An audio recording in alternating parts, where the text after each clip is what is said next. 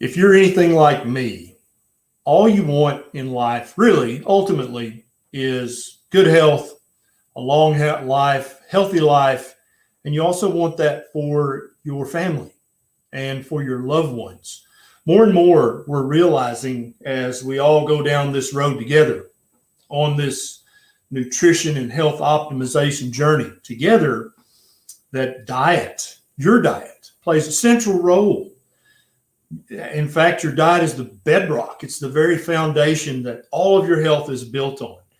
Your diet is directly related to how many pills you have to take, how many injections, how many infusions. All these things are directly related to the quality of your diet or the lack of quality in your diet.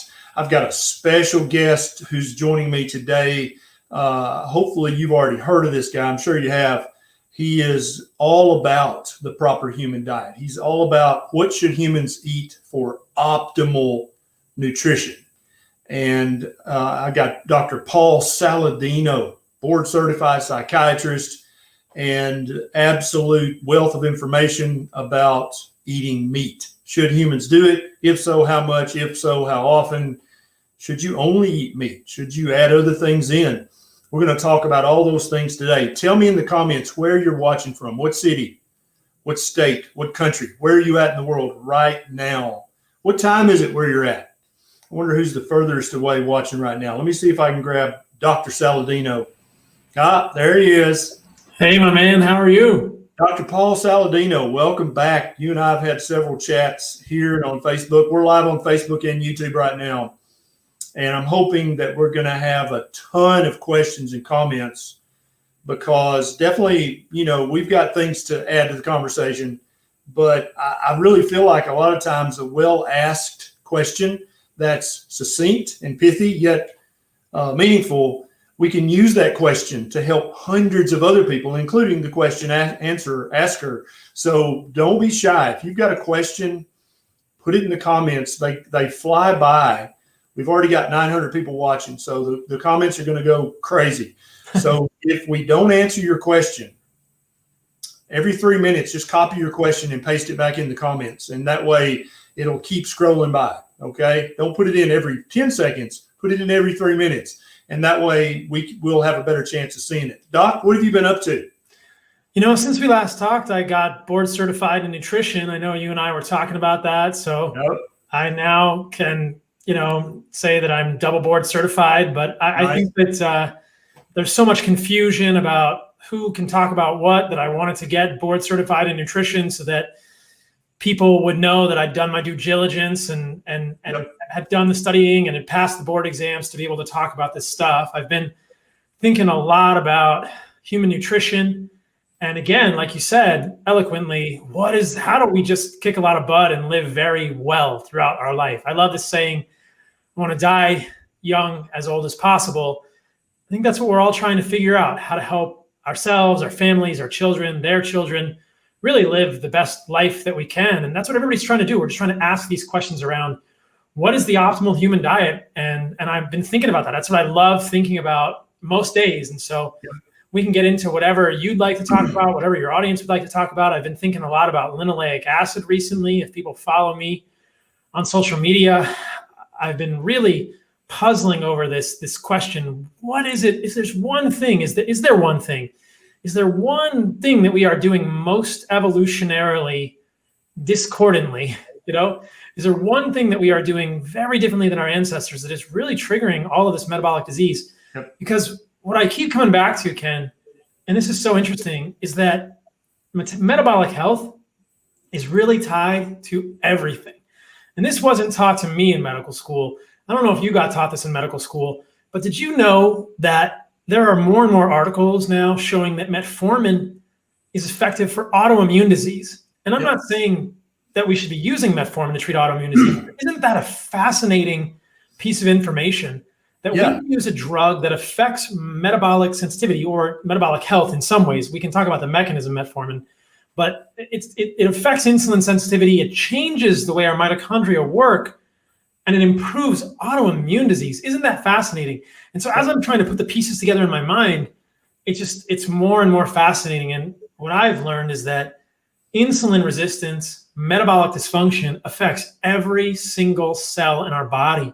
It's relevant today for discussions of viruses and immunity. It's relevant for diabetes. It's relevant for heart disease. It's relevant for everything.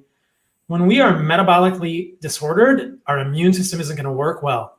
We see this with COVID. When we're metabolically disordered, we're going to have a predisposition to atherosclerosis, to Alzheimer's, and also to autoimmunity. And so if we just try and really distill this down, we think, why are we metabolically broken, and how do humans get metabolically broken in the first place? Fascinating questions down that rabbit hole. So that's what I've been thinking about a lot, and just trying to really distill it and talk to people and think about all these questions. Absolutely. And I think linoleic acid, that's a great place to start. That's one of the many polyunsaturated fatty acids. It's considered an omega-6 fatty acid. And let's talk about linoleic acid. Now, you guys, Dr. Saladino and I, we agree on most things, but there might be a thing or two we don't agree 100% on. And I want you to understand, you don't have to take sides. This is not a contest. We discuss, we might debate, but in the end, we both walk away good friends, because our goal ultimately is to together, all of us, to rediscover the proper human diet. What is it? How do you get it? What's in it? What's not in it? That's what we're all here to do. So never should you take sides between keto, carnivore, muscle meat carnivore versus you got to have organs. These are all different hypotheses, right? That's what they are. And we're going through this together, trying to rediscover, because we all know that big food and big pharma, they're not going to help us a damn bit to understand this. They would love it if we never ate the proper human diet. That means we would eat lots more of their addictive food products, their frankenfoods, and we would take lots more of their pills and injections and infusions. So we're not going to get any help from the top. It's going to be up to us, you and me, to rediscover the proper human diet. So linoleic acid, let's break that down. Yeah, so I love it when you talk about that, Ken. I remember one of the first podcasts we did on my podcast, we talked about how you thought it's going to be a grassroots movement, and I agree with you. I just don't think, I so appreciate the work that Nina Teicholz is doing, and everyone is doing at the governmental level, but let's just start with this, actually. This will be fascinating. I see that I have the option to share screen. Can I share my screen? Let's see. I think so, yeah. Okay. So, okay. Don't know. Let's see. Don't know if it's going to let me do it on the... Well, maybe you could, and then I can... Let's see. All right, I think we're going to do this. All right, how's that working? Is that working? Oh, there it is. Yeah, okay. Now I can add it to the stream. Okay. There we go. So ooh, that looks all fancy and stuff. This is interesting, right? This is in BMJ, the British Medical Journal. And this is an article published on the 24th of April, 2020. The headline really says it all. The food and soft drink industry has too much influence over U.S. dietary guidelines, the report says. And they found that of the people on the 2020 U.S. Dietary Guidelines Advisory Committee, more than half had tied to ILSI, International Life Sciences Institute. It sounds scientific, right? Except ILSI was funded by Coca-Cola and other global corporations 40 years ago. And as they say here, corporate accountability says in its report that it found evidence of ILSI's research, governance, and activities being fraught with conflicts of interest and non-disclosure of industry ties, and that its partnership with governments were obscuring the public health impacts of soda and junk food. So this is just, right now, the 2020 US guidelines are being created, but this is who they are being created by. A group of people, more than half of which are connected with ILSI, which is funded by Coca-Cola 40 years ago.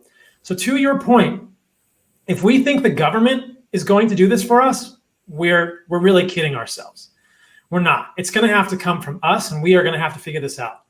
I thought that was strikingly scary.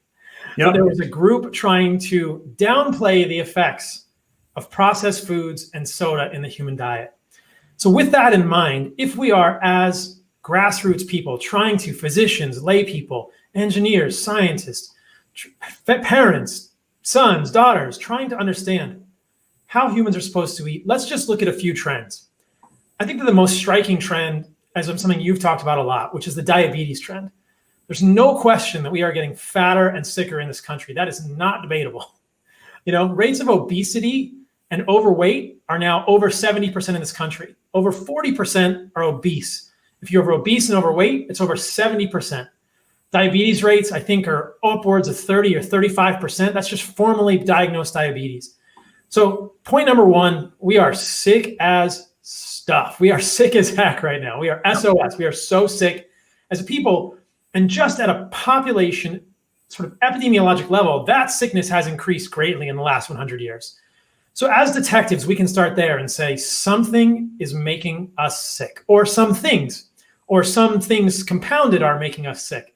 And I think that as we get into this story, you and I are going to agree on 99% of this and way more than we disagree on. Yep. So if you look at trends in terms of what has changed over the last 100 to 150 years in the human diet, I think they are very intriguing, okay? And when you look at those things, what you find is that we're basically eating the same amount or less red meat than we were 50, 70 years ago. Because what do people say the main culprit is? Red meat. I just started a company called Heart and Soil, which does organ meat supplements. And we get emails from people asking questions. And I can't tell you how often I get emails that say, I got one the other day. I'm in the hospital for diverticulitis. The doctors are telling me red meat caused this. What do you think? And I kind of do the facepalm and I go, red meat caused diverticulitis? Yep. And I get a string of these emails. People say, I'm in the hospital with lupus. My doctors are telling me to eat less red meat. I'm in the hospital with Sjogren's. I'm in the hospital with Crohn's disease. I'm in the hospital with eczema or asthma. It's just like red meat has become the villain. It's kind of like, you ever see that movie, The Usual Suspects? Yep. Where they have that lineup. It's like we are policemen now. We are detectives. Yeah, I'm working on a video about interstitial cystitis right now that I'm going to post in a few days. It's all about inflammation. It's all about hyperinsulinemia. That's literally what's causing this. And then irritants in your diet. That's literally 100% of what's causing this. And so I go to the Interstitial Cystitis Society Foundation, whatever. Absolutely avoid red meat, avoid saturated fat, minimize salt intake. I'm like, based on what? And you go and look at the IC research, and there's not a mention of any of that in any meaningful research whatsoever. And so basically they're like, oh, do this, avoid that. Oh, and also here are the American Heart Association dietary guidelines. And it's like, yeah, but that has nothing to do with interstitial cystitis. And it's that way with every condition that I researched to make a YouTube video about. It's like, gout. Oh, it's red meat, saturated fat, and too much salt. It's like, what the hell? Where did you get that from? And I love on my YouTube video about gout, I've got a woodcut back from hundreds of years ago of this fat guy sitting at his table, and he's got a huge gout flare up, and like they painted it as a dragon attacking his foot because that's how bad it hurts. And he's sitting there drinking a glass of wine, eating some grapes and a peach. And I'm like, that is perfect. That is literally everything: obesity, alcohol, and lots of fructose. That's literally what causes gout flare-ups. But and the Gout Society, they'll have that woodcut, but then they'll say, they'll avoid red meat and saturated fat and cut back on salt because we have no research to prove that, but we thought we'd just say it. It's unreal, Ken. And so I feel like we're the detectives, and you have the lineup. You have 6 criminals. And we're sitting, it's you and me and like 5 other doctors, and the other doctors are all pointing at red meat and saturated fat as the criminal. They're going, that guy's guilty. And we're looking at them going, we think this other guy is the one that committed the crime. And we're pointing to, processed sugar and linoleic acid. And we'll tell people why we think this. But it's just ludicrous. These emails I get, people are like, they're telling me to avoid red meat. And I'm thinking the same thing. I'm like, I want to be back in residency. Put me back in, coach. I wish I were in that hospital as an attending. I would walk right up to them. I mean, I kind of want to get hospital privileges now in Austin and just walk around and be like, why do you think that? As being attending now that I'm done with residency and board certified, and say, what evidence are you possibly using? And in the carnivore code, in my book, which is over here, you guys can read about this, but I share multiple studies. When you do interventional studies, with red meat, meaning that you actually take people, and this is a great study that I'm sure you've seen. I can pull it up on screen share if people want to see it. They took people, and over 6 weeks, they removed carbohydrates. They removed some carbohydrates and replaced it with 8 ounces of red meat. It's an interventional study. It's not epidemiology, right? It's not an observational study. It's an intervention. It's actually an experiment, a controlled experiment. And what did they find? They found lower markers of inflammation when they replaced carbohydrates with red meat. So, and I said this when I was on the doctors. I basically just threw my hands up and said, show me a single interventional study that shows that red meat is harmful to humans. Show me a single interventional study that shows that saturated fat from animal foods is harmful to humans. So I mentioned Nina Teicholz. I had her on my podcast. Her book is here. It's amazing. A Big Fat Surprise. The Big Fat Surprise. Love that book. And it's a really great exoneration of saturated fat. She goes into many of the studies that are used to damn saturated fat, like the Veterans Administration study, the Oslo Diet Heart study, and shows why they're flawed. And she highlights some amazing studies like Minnesota Heart Study, Sydney Diet Heart Study, which really show, and Minnesota and Sydney are a fascinating story. And then we'll move on to linoleic acid. So Chris Ramsden is like my hero. Minnesota coronary study was done from 1968 to 1973. Yep. The findings weren't published until the mid-'80s. The mid-'80s. Yeah, no, wait a minute. Did you guys catch that? The research was done in the 60s, but the full results were not published until the 1980s. That's 20 years, guys. And in fact, the full if you had done in the Minnesota coronary study was a randomized, controlled, blinded. Trial. It was real research. It was blinded. Real science. There were no food frequency questionnaires. These people were all locked up, basically. Right? They knew what they put on their tray, and they knew what they ate. They knew what they didn't eat. This was a very well done study. And why, Dr. Saladino, did it take 20 years to publish the full results of the study? It actually took 35 because Chris Ramsden only published the full results in 2013 or 2015. When he asked them, why didn't you guys publish this? They said, because the results didn't agree with what we thought was going to happen. We didn't get the results we wanted. And what were the results they found? Yeah, exactly. One of the comments is saying they found the records in the guy's basement. Chris Ramsden went down this guy's basement and found microfiche. The guy's a hero, Chris Ramsden. He found this stuff. And let me just tell you guys how they did this study, which is so striking. They gave people, food that had margarine made from polyunsaturated fats, or they had saturated fats in the food that was normally occurring. And so the food looked the same. It was a blinded study. It was a controlled, blinded study. You know who else was actually involved in the Minnesota coronary study? Yeah, Ansel Keys. Ansel Keys. Yeah. Ansel Keys, but he's not one of the authors on the study because it didn't come out to support his hypothesis. Yep. And so what they effectively did is they replaced saturated fat from butter, from egg yolks, from lard. They replaced that with linoleic acid, which is a omega-6 polyunsaturated fatty acid, which if you go to your cardiologist or your dietitian today, they will tell you you need to eat lots of PUFAs and avoid saturated fat. But this was a randomized controlled trial in humans that went on for several years, Doc. It wasn't just like a 3-week study. No, it was multiple years. Yes, yeah. And there's actually 3 of these studies, and I talk about all of them in my YouTube video about saturated fat. There were 3 randomized controlled trials in human beings, one in Australia, one in Minnesota, and the third, I can't, it escapes me. But all 3 of these, they replaced saturated fat with linoleic acid, which is supposed to be a very healthy polyunsaturated fatty acid. And then these studies went on for years. These were not 6-week studies or 3-month studies. They were years long. I think the shortest one was 3 years long.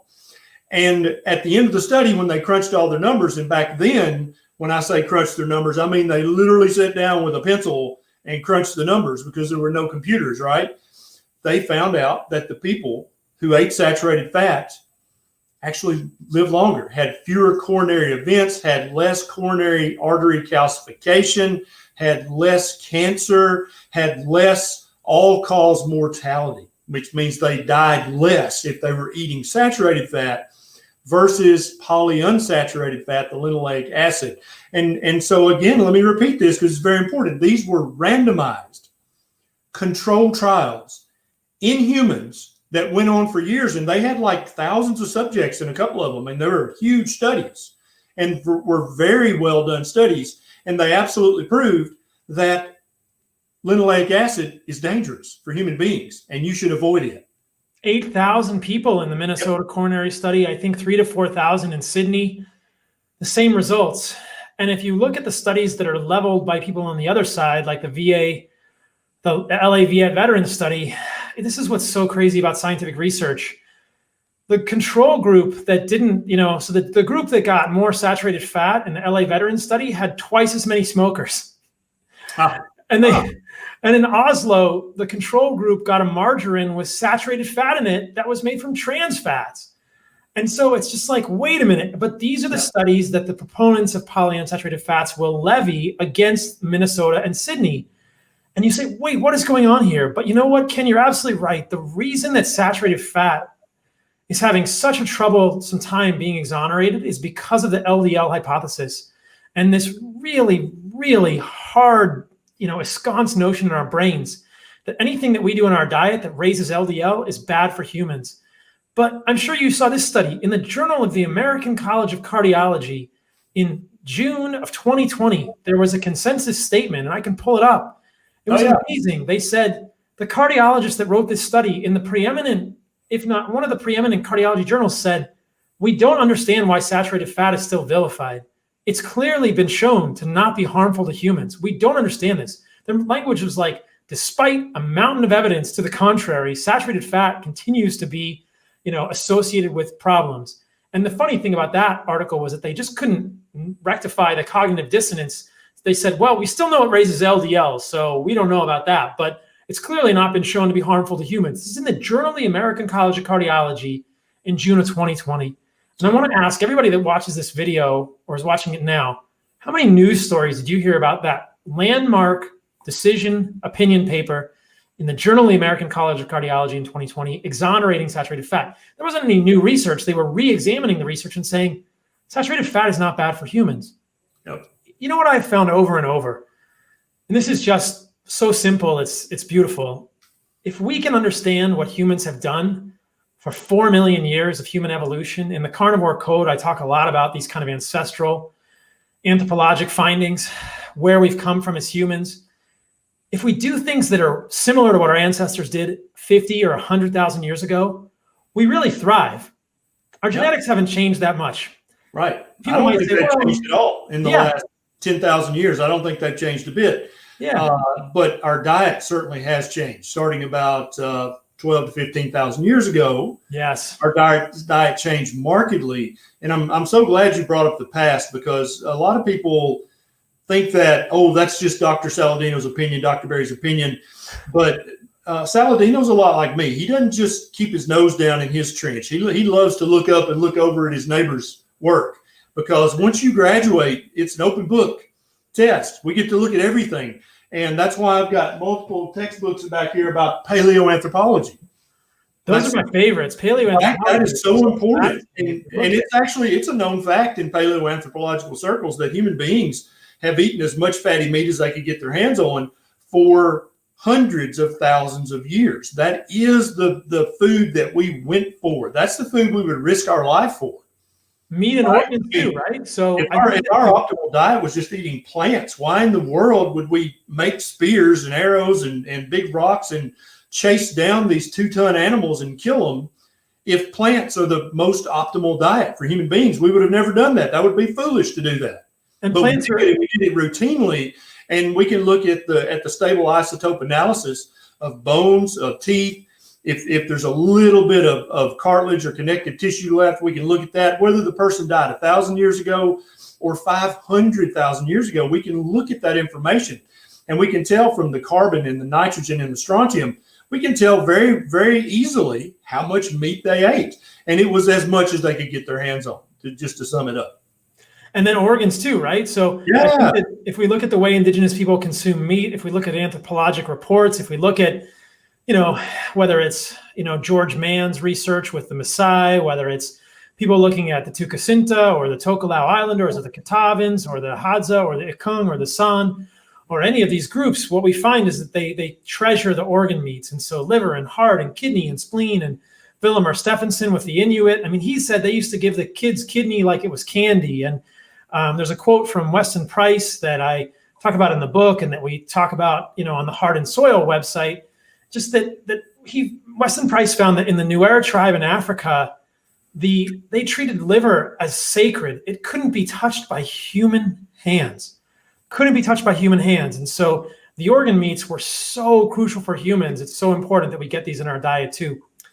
So I see a question here. What should I do about prediabetes? We are going to tell you we are headed straight there. So, Aaron. So Aaron's obviously he's new to this way of thinking. And so we're going to help Aaron understand. He's been recently diagnosed with prediabetes. What's causing that, Doc, and what should he do? So this is where I would go with that. All right. So we've drawn the picture. Humans have been eating meat and organs for our entire evolution.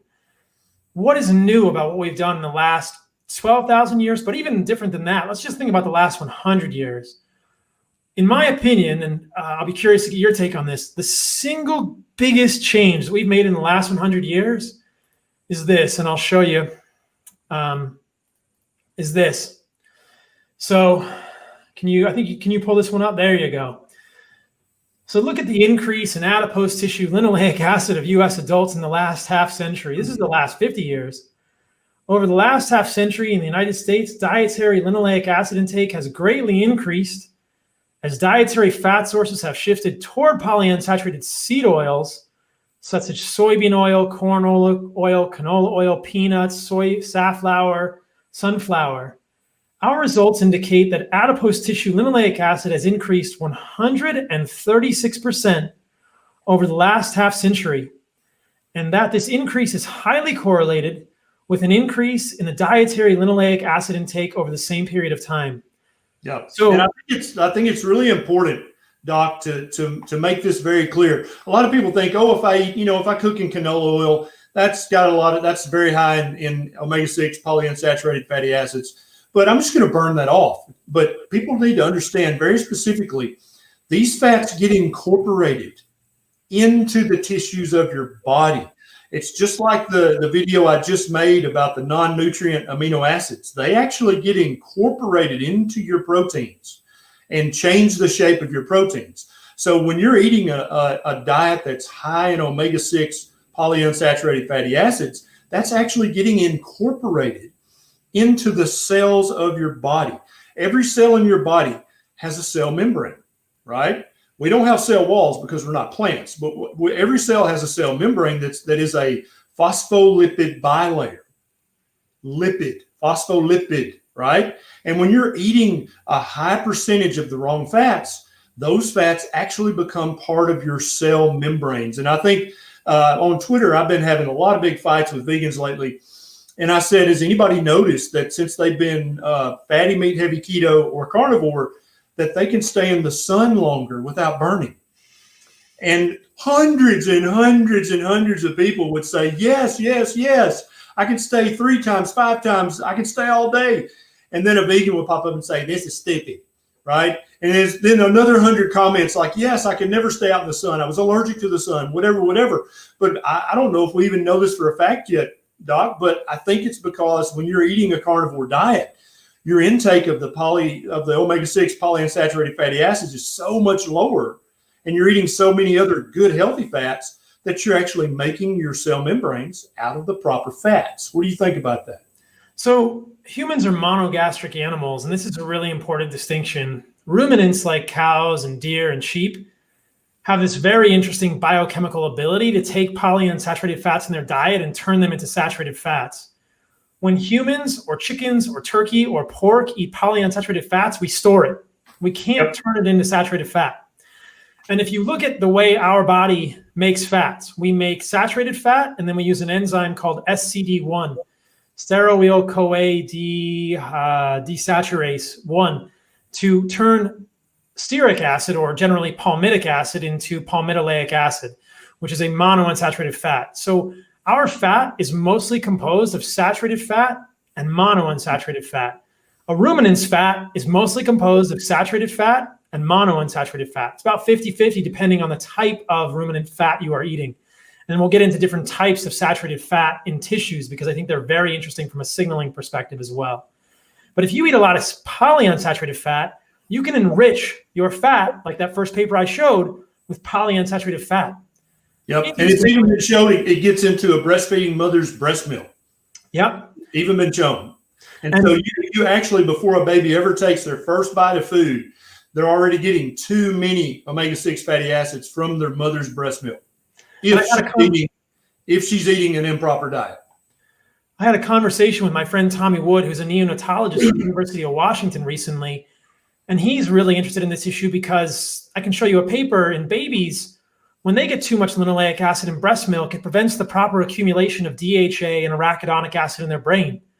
Huge critical for infant brain development. Huge. Right. So the problem is this, and this is really interesting.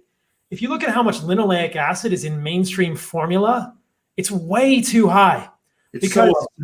Because they base it on mainstream breast milk, which is way too high in linoleic acid, because as humans, that first paper I showed, we are eating 135% more linoleic acid than we did 100 years ago. Even in the last 50 years, we're eating more than double, 135% more linoleic acid. That goes into the breast milk. It affects the way babies' brains develop.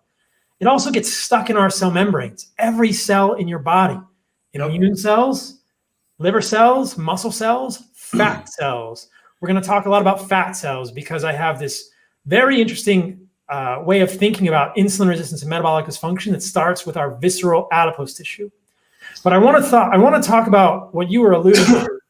I want to talk about the way that linoleic acid gets incorporated into LDL particles. So these are not cells of our body, but they have a lipid monolayer. So you guys will all know, I talk about this in my book, The Carnivore Code, as well. LDL is a lipid monolayer. It's a balloon full of cholesterol and triglycerides. It has a bunch of proteins in the lipid monolayer, ApoA, ApoB 100, maybe not ApoA. It has ApoC3, ApoE. It has a bunch of identifying proteins in the lipid monolayer. And when we eat more when we eat more linoleic acid, our LDL gets enriched in linoleic acid, just like the cells of our body get enriched in linoleic acid. Because how do we make LDL? We make LDL in the liver from cell membranes. We make LDL from phospholipids in the liver. So if our liver is full of linoleic acid, then we are going to make LDL that is enriched in linoleic acid. Well, what do we know about LDL that's enriched in linoleic acid?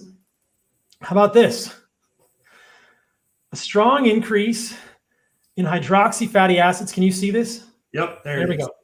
A strong increase in hydroxy fatty acids derived from linoleic acid in human low-density lipoproteins of atherosclerotic patients. So linoleic acid, because it's a polyunsaturated fatty acid, is much more susceptible to oxidation, peroxidation, to form lipid peroxides. The product of oxidation of linoleic acid are things with very long names. We abbreviate them as 9-HODE or 9-HODE and 13-HODE. You may also see 4-HNE, which is 4-hydroxynonenal. So what they're saying here is oxidation of LDL transforms linoleic acid to hydroperoxy derivatives, 9-HODE and 13-HODE. What they find is that 9-HODE is much more abundant in oxidized LDL than other lipid peroxidation products. And guess what? In those with atherosclerosis, the 9-HODE content of LDL of 9 obviously healthy volunteers and 17 atherosclerotic patients was investigated. 9-HODE of atherosclerotic patients increased by a factor of 20 relative to healthy controls. 9-HODE and LDL of atherosclerotic patients aged between 69 and 94, 30 to 100-fold. This is a pretty striking finding. And what they're saying here is that in people, there are two groups, aged 36 to 47, who had atherosclerosis, and age 69 to 94 who had atherosclerosis, that is heart disease.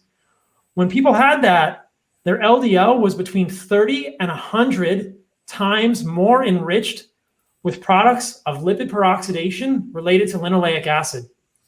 So I absolutely 100% agree. Now let's break this down for everybody listening. We had a question pop up and said, okay, well, what do I do to reverse the damage from eating years and years of too much canola oil, too much corn oil, too much soybean oil, too much peanut oil?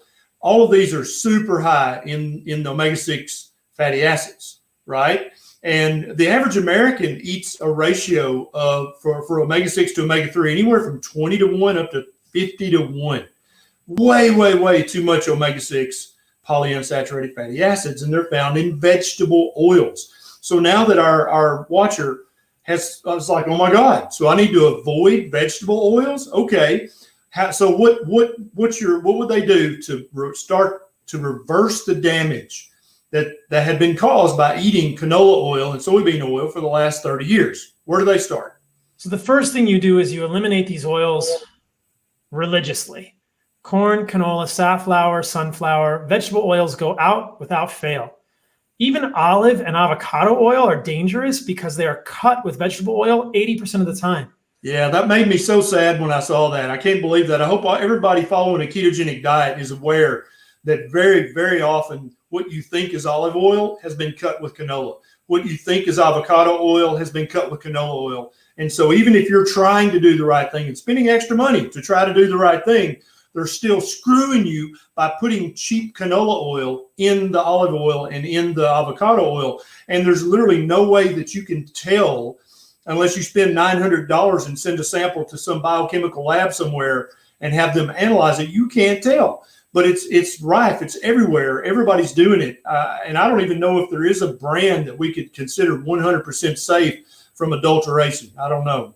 You just don't want to eat seed oils in general. And I think it's very clear that animal fats are superior. If you tolerate dairy, use butter or ghee. I prefer tallow. I'll tell you about lard. I'm scared of lard, and I'll tell you why. Like I said, chickens and pork are fed corn and soy. Even pastured chicken and pork are fed corn and soy. This is going to cause those monogastric animals to have their fat enriched with polyunsaturated fats, just like humans. So just use the fat that's naturally occurring in the meat. Don't use liquid seed oils or use tallow. You don't even want to use lard unless you know the pig in your backyard that you fed, right? You don't want to do those things because if pigs are fed corn and soy, their fat is going to be enriched 4 to 5 times with linoleic acid. So we're getting linoleic acid excess in the foods we're eating that are vegetable, plant foods, the plant oils. It can come from too many nuts. It can even come from like almond butter and nut butters and all these things like that. It's from seeds and nut butters and oils, but we're also getting it from the animals we're eating that are eating a non-species appropriate diet. Yeah, and I think Dr. Saladino, we agree on that. Where we might disagree a little is when it comes to bacon grease, for example. He's absolutely right. If a pig is fed grains and junk, then they're going to have a higher omega-6 fatty acid concentration in their fat, which you're going to render out in the lard. 100% true. Where I see that as not a big deal as perhaps he does, because he literally lives on raw meat and raw beef liver. That's his life. Well, I cook my meat. Not all of us want that. And so in my estimation, the bacon grease from the worst fed hog on the planet is still 100 times healthier than a bottle of Wesson canola oil. If you look at the linoleic acid content, lard can be 20+%, and canola oil is going to be 40 to 50%. Yeah. So still not ideal. And I think that you got to be careful with that. I think that certainly it's better, but tallow is 2% linoleic acid. Yes. 2%. Ruminant fat is 2% linoleic acid. If you look at the diets of hunter-gatherers, they get 2 to 3% of their calories from linoleic acid. Free-living humans in 2020, 10 to 15% of our calories from linoleic acid. Yeah. Really what I recommend that people do is get what's called an omega check or a red blood cell fatty acid analysis. You can see the amount of linoleic acid in your red blood cells. You can see the percentage. And I want to see that less than 18%. That number might not mean a whole lot till you look at your red blood cells. But I've had patients on carnivore diets or animal-based diets, they're eating a lot of pork and they go high into the 20s. They get a lot of linoleic acid. Somebody is saying here, duck fat is also good. If the duck is a wild duck, yes, but if it's a corn and soy fed duck, I worry it's still going to have a lot of linoleic acid. Yeah, it's going to have more than a wild duck, but it's not going to have as much as canola oil, soybean oil, sunflower oil. So it definitely is a better choice than any vegetable oil on the market. And I try not to get too deep in the weeds here because you wind up confusing and frustrating people. That doesn't really help anybody. We've got a super chat here. They want to ask a question. Hey, Doc, I'm a 50-year-old male, been doing keto for 3 weeks, and have only lost 3 pounds. First of all, congratulations on losing 3 pounds. I am a type 2 diabetic, and it has helped my blood sugar level out. I weigh 340, desperate to drop weight. What do you say to William? William, how much linoleic acid is in your diet? And we can talk about right now needs to focus on getting the carbohydrate intake down. Get the carbs down, and definitely get rid of all the vegetable seed oils. Everybody knows my 3 steps to going keto, which might ultimately lead you to carnivores, to get rid of all sugar, natural and added and natural. William, even the sugar in grape juice, no, get rid of it, okay? Get rid of all the grains. There is no grain that is good and healthy for a human being. It's going to turn into sugar, and it's going to spike your blood sugar. Number 3, get rid of all the vegetable oils. And I kind of am agreeing more and more with Dr. Saladino about even the fruit seed oils like avocado, olive oil, and coconut oil. I feel better when I'm using bacon grease, beef tallow. I love duck fat. If we can get our hands on it, we use bison tallow. I just feel better when I'm cooking with those kind of fats and eating those kinds of fats. Get rid of all of the vegetable seed oils for sure, and maybe all plant-based oils altogether, William. But you got to get your carbohydrate intake down to 20 total grams a day right now. That's the biggest, and then get rid of the step 1, 2, and 3, all the vegetable oils. Doing that is going to help you get so much healthier. You're going to start to get healthier before you even lose any meaningful amount of weight. That's the important thing to understand, William, is I don't want you to be 340. Yeah, definitely. But what I really don't want you to do is die of a heart attack, right? Because that sucks at any weight and at any age. I don't want that to happen. So you got to do step 1, 2, and 3. Go watch my Keto 101 playlist if you want to be keto. Go watch my Carnivore 101 playlist if you want to be carnivore. Read Dr. Saladino's book. That's how you're going to completely reverse and get rid of your type 2 diabetes, and you're going to lose a shit ton of weight. Bonus, no extra charge. What would you add, Doc? I agree with you completely. I think there's a really interesting point here that I'll try and highlight.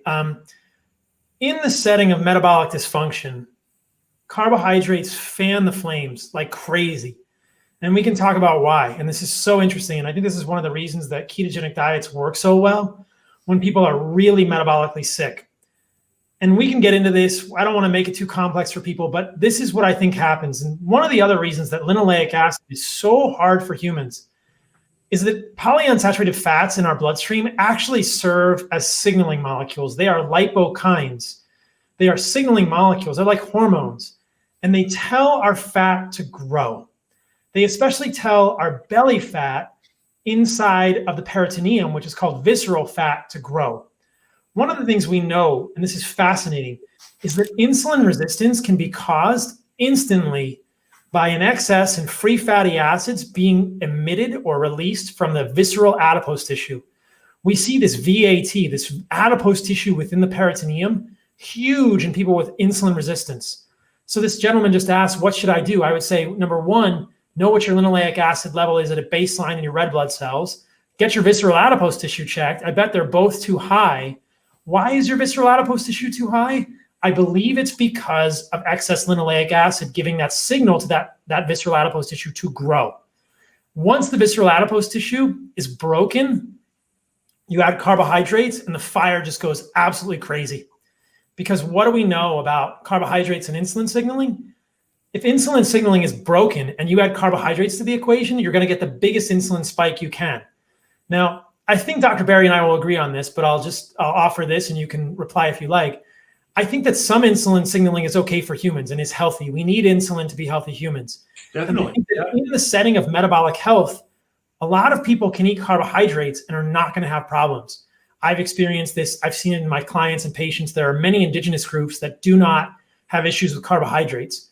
But if you are metabolically unwell, if you have prediabetes or diabetes or even an autoimmune disease or any evidence of underlying metabolic dysfunction, okay, eliminating the carbohydrates is going to be a fantastic step.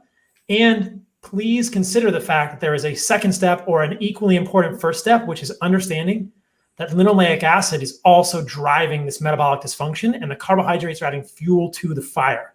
Fuel to the fire. So removing the fuel is good, but also stop the thing that's creating the spark, which in my opinion is linoleic acid, because of the way it affects our visceral adipose tissue. and the way it affects our mitochondria at a cellular level. Yep, absolutely. Now, help people understand. I saw a question go by that said, well, what about if the cows and sheep are fed grain?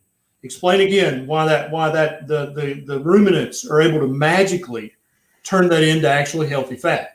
Yeah, so ruminant animals have an enzymatic system. They can turn polyunsaturated fats into saturated fat. So even if you compare grass-fed, grass-finished animals to grain-finished animals, the difference in linoleic acid in the fat is like 1.7 to 2.4%, or I should say 2.4 to 1.7 relatively, respectively.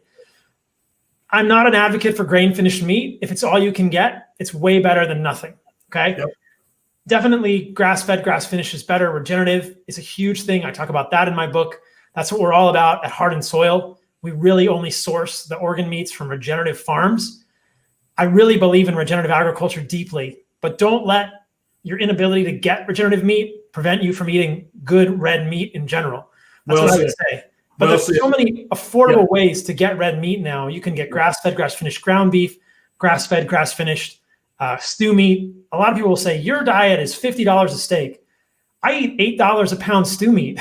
I agree. And I'm 100% for people eating the cheapest carnivore they can get their hands on. But if you can afford to do better, it is better to do better. There's no doubt about that. Yeah. Andrew says, I'm losing a ton of weight on carnivore. Congratulations, Andrew. But he's afraid he's going to lose too much. Any thoughts on how he can bulk up, put some muscle on? Well, see, he's saying his carnivore cured his depression, which is amazing. So, Andrew, I would ask you questions about your metabolic health. If you have a fasting insulin that is less than 4 micro IU per ml, a C-peptide that's low, if you have a proper glucose response, if you've worn a CGM, if you have low amounts of linoleic acid in your red blood cells and you don't have a lot of visceral adipose tissue, Dr. Barry may bristle at this, I would consider adding non-toxic sources of carbohydrates back. Now, if you want to gain some fat back, that'd be a great strategy. what I would advise you to do, Andrew, if you want to gain muscle, lift heavy weights. If you want to gain some fat back, then definitely add some carbs back. That'll help you add some fat back on. But I think a lot of people, Doc, fall into this trap. We're so used to seeing people who are overweight or obese in America that a normal-sized human being almost looks freaky to people. And I guarantee you, Andrew's mama is saying, you're too skinny, right? And his girlfriend's like, you're too bony. And it's because we're not used to seeing normal-sized humans anymore. Humans are supposed to be lean and a little muscular, but not jacked up like Sean Baker. That's not normal. A normal-looking human is very lean with a slender waist, with enough muscle to get the job done, but not muscle bound. That's what a normal human looks like. But to so many people, they maybe see 1 or 2 people all day that looks like that. 98% of the people they see are overweight, obese, or morbidly obese. So that comes to look normal to their eyes. And I would say, Andrew, I'd love to know what your height and weight is, because I bet you money I would tell you you're not too skinny. You're probably exactly where you need to be. But congratulations on curing the depression. That's so such a huge deal. I also hope that you're eating nose to tail, Andrew, and getting in some of the organ meats in your diet and stuff. I think that's a huge thing. If you look at me, my visceral adipose tissue is essentially non-existent. I have a pretty darn good 6-pack. I don't have any real significant fat on my body. I think my body fat is between 7 and 8%. Yeah, and now hold on, Doc. I want you to tell everybody before Doc reveals this, I want you to guess in the comments, how old do you think Dr. Saladino is? Don't say, Doc. I want you to type in your guess. What do you think? 26, 36, 15, 45. Just put your guess in the comments. All right, everybody got your guess in? Now tell him, Doc, and you understand he's got no visceral fat. He's got last time I saw him, he had an 8-pack. It wasn't a 6-pack. And he literally has no fat on his body. You can see his vasculature in his abdomen area, which is, you got to have super low body fat to see that. How old are you, Dr. Saladino? I'm 43 years old, and I'll tell a story about this because 43 is an important age for me. Like I said, my visceral fat is non-existent. I have a 6-pack. I just want to draw a distinction here. I do think there are there are sources of carbohydrates that are harder or easier for humans. I think that grains are the worst. I agree. 100% agree. Grains are the worst, and legumes are horrible. But I think for some people, they can reincorporate if they're metabolically healthy. I think we can talk about that another day. But so when my dad was 43, he had a heart attack. I have a history of early heart disease in a primary relative. And when you go to medical school, that is a number one risk factor for premature coronary artery disease. I have had an LDL above 300, an LDL above 300 milligrams per deciliter, with an LDL particle count of greater than 2,000, most recently greater than 3,500 nanomole per liter, for over 2 years, really more like 3 or 4 years. Yep. Anybody want to guess my most recent LDL? 533 milligrams per deciliter. 533. Yeah. And before everyone says, oh my God, I'm never listening to another thing this guy says, we say, we don't believe in the LDL hypothesis. I'm extremely insulin sensitive. You guys want to guess my fasting insulin? Less than 3 micro IU per ml. My C-peptide is 0.43. I wore a CGM. My glycemic variability is incredibly low. My fasting glucose is 74. And my hemoglobin A1C is less than 5. And because my LDL was so high, I did a coronary artery calcium score. It's 0. It's 0. My CAC is 0. Nice. Now, most cardiologists, most cardiac radiologists would say, with an LDL of 533, you should accumulate visible atherosclerosis in 6 months. My LDL has been essentially that high for more than 3 years. Yep. I have no atherosclerosis by CAC score, and a father who had a heart attack at age 43. Yep. So tell me the LDL hypothesis is not flawed. But the LDL hypothesis is the reason that you are all told to eat vegetable oil. Yeah. What Dr. Barry and I are saying is that I'll spill my beans too, Doc. I haven't had my labs checked in probably a year and a half because, we had the fires and then we moved to Nashville. Last time I had my cholesterol checked, my total cholesterol was 350 and my LDL-C was 250. And I need to get back and get it checked again. I'm hoping it's went up since then, but, we can't all be awesome like you. But and neither I nor Dr. Saladino are afraid of having a high LDL. I'm not afraid of that at all. I've got a 9-month-old baby in the house. If I thought for 1 second that having an LDL of 250 was going to make me die prematurely, do you think I'd be doing that? No, I'd be over there with Dr. Greger. I'd be eating my whole grain. I'd be eating my oats every day. Yeah, I would be drinking green smoothies. If I really thought that was going to harm me, I would not be doing this. We don't believe in the LDL hypothesis, and we'd encourage you to look into it, watch our videos, and stop believing in this fairy tale. High LDL is a marker for nothing, in my opinion, except that you're eating a lot of the right kinds of fats. I think that there's nuance there, and I discussed that in the Carnivore Code and a little bit at our website at Heart and Soil as well, that in the setting of metabolic health, I don't think that there's any problem with an elevated LDL. And if you look at the Framingham study and you stratify LDL via cardiac risk by HDL, which gives you a sense of the insulin sensitivity, you find that those with the highest levels of HDL have almost no relationship between LDL and coronary artery disease. But when the LDL is, when HDL is low, there is a strong association between LDL and coronary artery disease. So I think that an elevated LDL in the setting of insulin resistance or prediabetes is an indicator of insulin resistance and prediabetes, which is probably the big problem in the first place, not the LDL. The LDL. And I want to show you guys this one just to kind of drive this point home since we're talking about LDL, if that's all right, Ken. Yeah, let's do it. So this is perhaps the most important study we've come to so far. So we talked about the fact that linoleic acid is super high in humans, that those with atherosclerosis have higher levels of oxidative products in LDL. And here's a study showing that lowering dietary linoleic acid reduces bioactive oxidized linoleic acid metabolites in humans. It's a mouthful, but here are the same bioactive metabolites we saw in the other study. And if you lower the amount of linoleic acid in your diet, these are called OXLAMs, oxidative products of linoleic metabolism. They've been mechanistically linked to pathological conditions ranging from cardiovascular disease to chronic pain or Alzheimer's dementia, or non-alcoholic steatohepatitis, which is called NASH, or non-alcoholic liver disease, NAFLD. These are related to elevated levels of oxidative products of linoleic acid metabolism. These results show that lowering dietary linoleic acid can reduce the synthesis or accumulation of oxidized linoleic acid derivatives that have been implicated in a variety of pathological conditions. How striking is that? Yeah, and that's huge. That's huge. And everybody needs to know that and understand that. And every doctor, every dietitian, I would love to just print out a cajillion copies of these three things that we talked about and just go and just shove them in their inbox so that they could read them later. Like I said, I want to go back. I want to be an attending again. I want to go back to the hospital and walk around and just have friendly debates with other physicians who are telling patients, I want to be the guy that just pops out of the corner of the hospital room when a doctor walks in and says, stop eating red meat. And you go, wait a minute.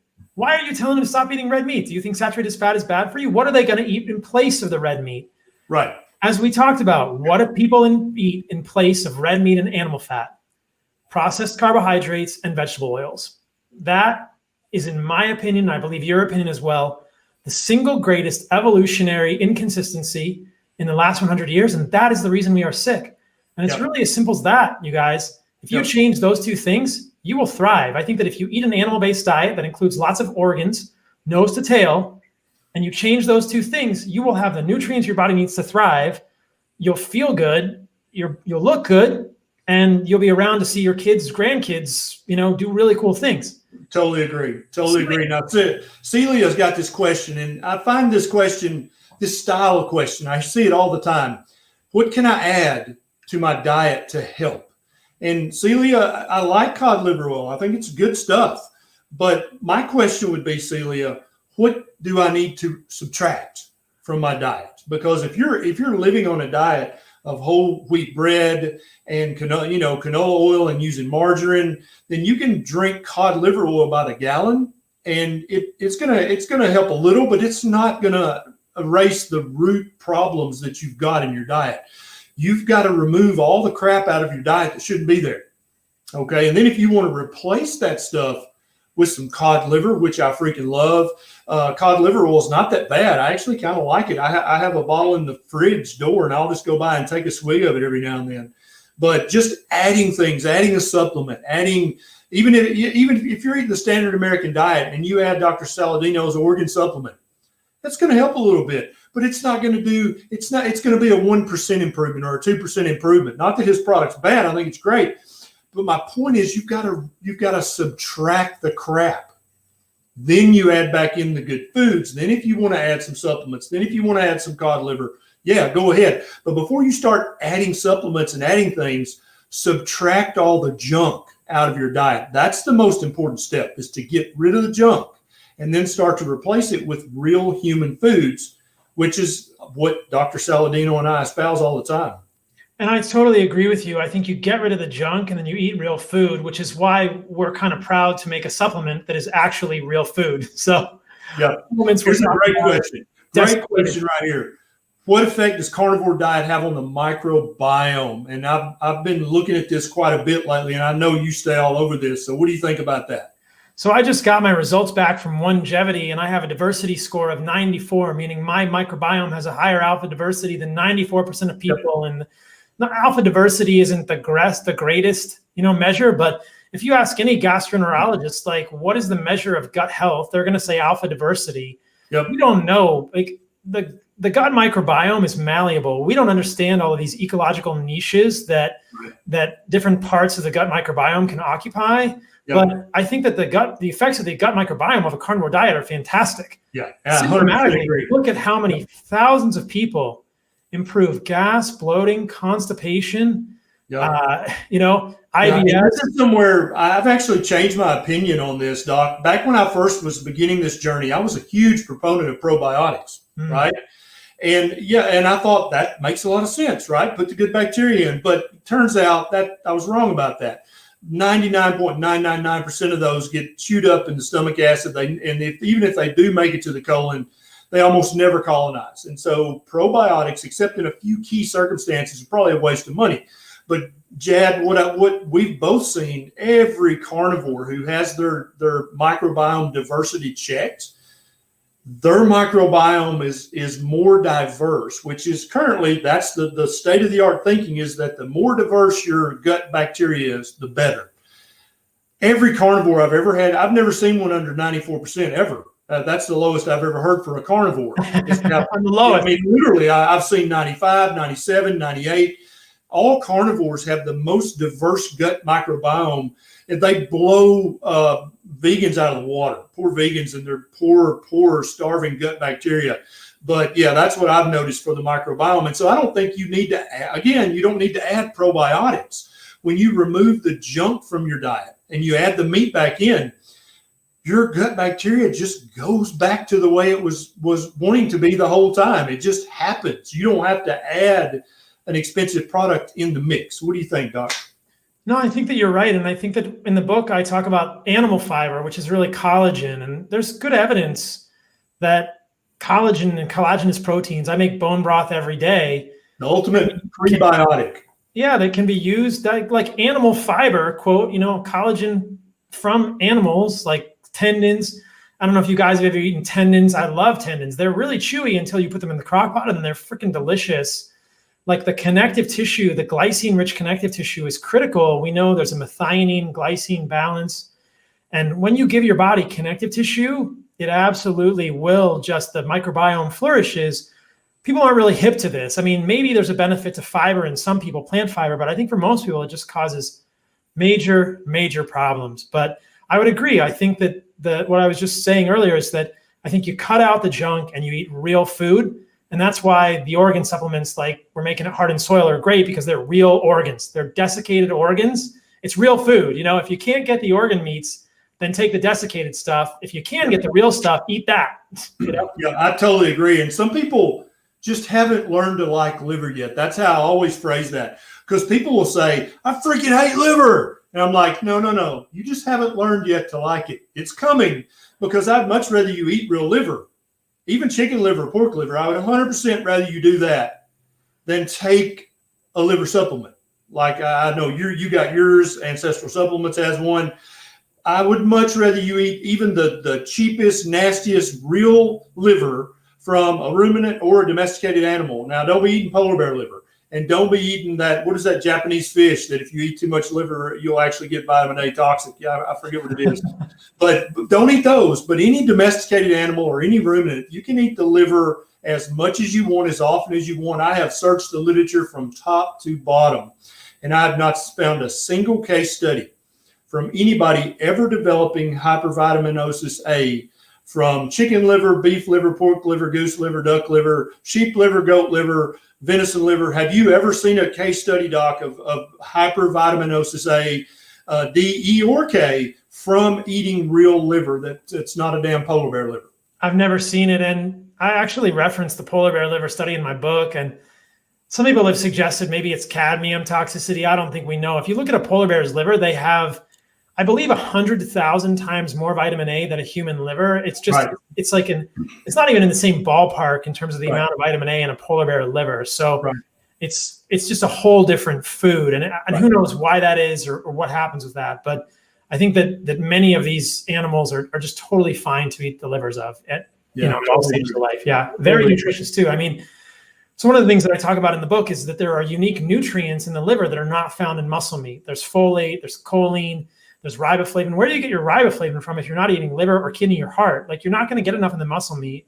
When I see clients who only eat muscle meat, they generally have low serum folate, and I get a little worried. And a lot of them have high homocysteine if they have any MTHFR polymorphisms. So it's just nose to tail just makes so much sense. And eat the real organs if you can, or use the desiccated stuff if you won't do that. And I'll tell you a great tip. If any of you guys watching this, if you have a hunter in the family, there's your organs right there, okay? Pedro Salas, Nisha's dad, he loves to hunt for bucks, and he loves to hunt wild turkey, and he loves to hunt ducks. And I said, well, what do you do with the heart and liver, Pedro? And he's like, what do you mean? I give it to the coyote. And I was like, oh, hell no. You bring those to me. And so now every time he bags a duck, a wild turkey, a deer, whatever he bags, he brings me the liver and the heart, and sometimes the kidneys too. I keep trying to like kidney. I can't find a way to cook it yet. I'm trying though. But and so if you know a hunter out there, they're throwing the liver and the heart away. I guarantee you they're leaving it for the foxes and the coyotes, 100%. All you got to do is say, bring me that liver. And if you can get them to get the brain out, bring that too, because that's delicious. But most hunters aren't going to go to that trouble, but they will bring you the liver and the heart because they're so easy to harvest. And they're delicious. And heart is really easy to eat. Liver is a taste that people generally are unaware of, and it's unusual. And then it becomes something that we tend to crave. But you can find a good butcher too. They'll give you liver at a very affordable price. No 100%. Question about that. 100%. And that's why I love the organ meats, is they're super affordable and they're unique nutrients. And 100%. We're only beginning. So at the Heart and Soil website, we've done a lot of research about the peptides and unique nutrients and stuff. It's so interesting. There's peptides in different organs. It's totally fascinating. I mean, liver has hepcidin and LEAP2, and in the bone marrow, there's LL37. In stomach, there's BPC 157. So there are these peptides that are found in the organs, and we're just beginning to understand how peptides found in organ meats affect the human body. We think vitamins and minerals, those are unique, but the peptides are also very unique across all the organ meats. Yep, I totally agree. Doc, we're up on the top of the hour. Tell everybody where they can find you. Remind them again about the new book and your new organ supplements. So the best place to find me these days is at heartandsoilsupplements.com. Got a blog going there. All my podcasts are there, and you can find the carefully crafted, grass-fed, grass-finished organ supplements we're making if you can't eat the fresh organs. I see somebody saying in the comments, don't overcook your liver. It's great. Yeah, I think if you don't overcook your liver, much more palatable. Yep, the book is The Carnivore Code. It's right there, thecarnivorecodebook.com. It's now live on Amazon, and those are the best places for me. I'm at CarnivoreMD on all the socials. I love it. Love it. Doc, it's always a pleasure chatting with you, brother. We need to do this more often. I know, man. I miss you. Thanks for having me on. It's a pleasure and an honor. Yeah, absolutely, brother. And so we'll do this again soon. And you keep fighting the good fight. You guys go follow Dr. Saladino on all his social media, because he's always putting it to the man. I mean, he's always speaking the truth. And a lot of people don't like the truth, and a lot of people are offended by the truth. But, I've been saying for years, I'm sorry if my truth offends you. I guess you'll just have to get over it. Dr. Paul Saladino, thank you so much, brother. Thanks a lot, man.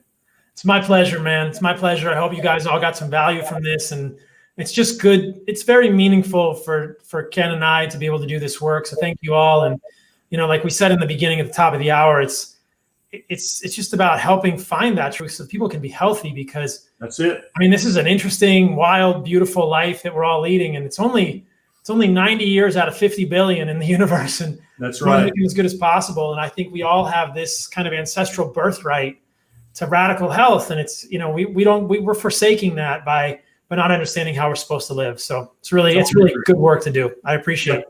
Thank you, Doc. See you next time.